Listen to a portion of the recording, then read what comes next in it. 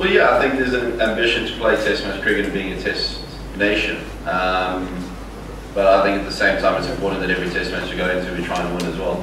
Obviously, having not played for a while, Bangladesh have played quite a lot of Test cricket recently. So yeah, I think it's always good and developing the players and developing the mindset of being ambitious and playing Test cricket,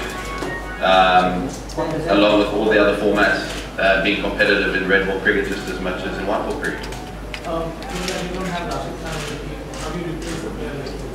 Well, it's very difficult to replace a guy like Rash with the vast experience he has from playing all around the world in different competitions, different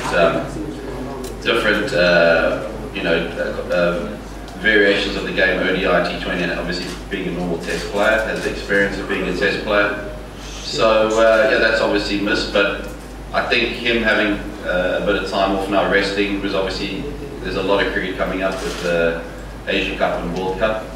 I certainly see it as him taking a bit of time off now, getting his back sorted out, and with the view to the future and the competition doing well later on in the year or in a few months' time. So just the last thing, how ambitious can an Afghanistan player be about this? I think just as ambitious as when Bangladesh started playing Test cricket, and you see Bangladesh now going on and beating, certainly at home, beating Test nations. I think that's important to have that ambition. I think that's what drives a game. If you speak to many Test cricketers, I would say almost all Test cricketers, they would say they like playing Test cricket probably the most. It's their favourite format because of the challenge and the test that it creates between the two sides, but also individually as well. So that's the exciting thing and what I'm looking forward to seeing tomorrow. Hopefully we can have a good practice today and the rain stays away, and we can be ready for the toss tomorrow.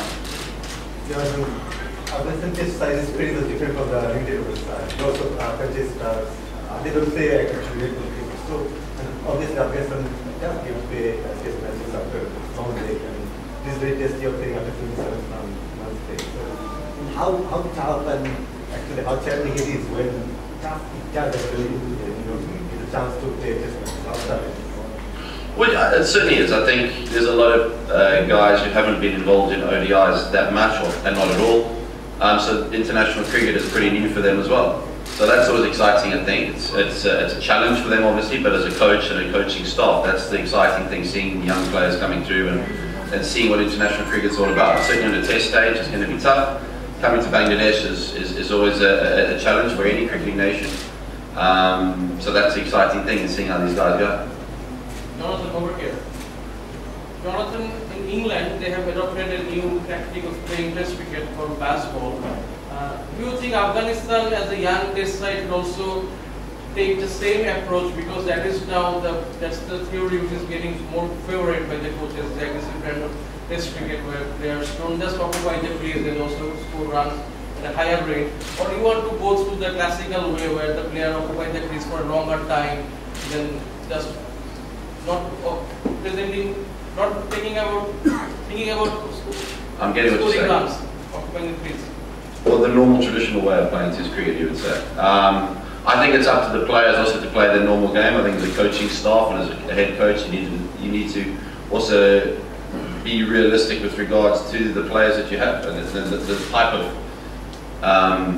intent that you want to have as a side, and the style of cricket you want to play. It depends a lot on the players.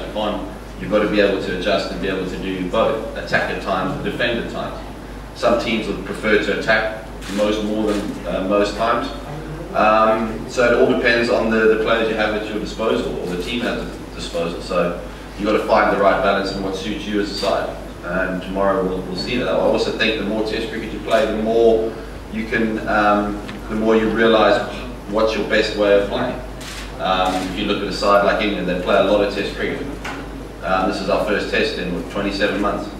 So, you've got to be realistic with regards to how the guys are going to play and the type of brand of cricket. That develops itself. It's not something that can be forced. That's something that develops, and hopefully we see Afghanistan playing more Test cricket. There is a lot of talk with the big talk and the face-off between the two sides, pace bowling unit. in that case, do you think Afghan pacers will be affected by the lack of experience, and do you think Bangladesh pacing will have slightly advantage?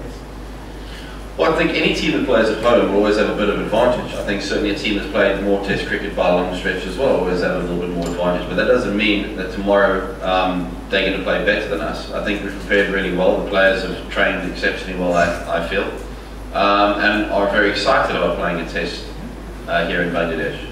So whatever's happened in the past, or whoever's favourites or conditions, it's all about what happens tomorrow and who does it the best. And it's my job and our coach's job to make sure that everyone's ready for a Test match starting tomorrow. So I'm excited, everyone else is, I know, and looking forward to training today and tomorrow. Good. Yes?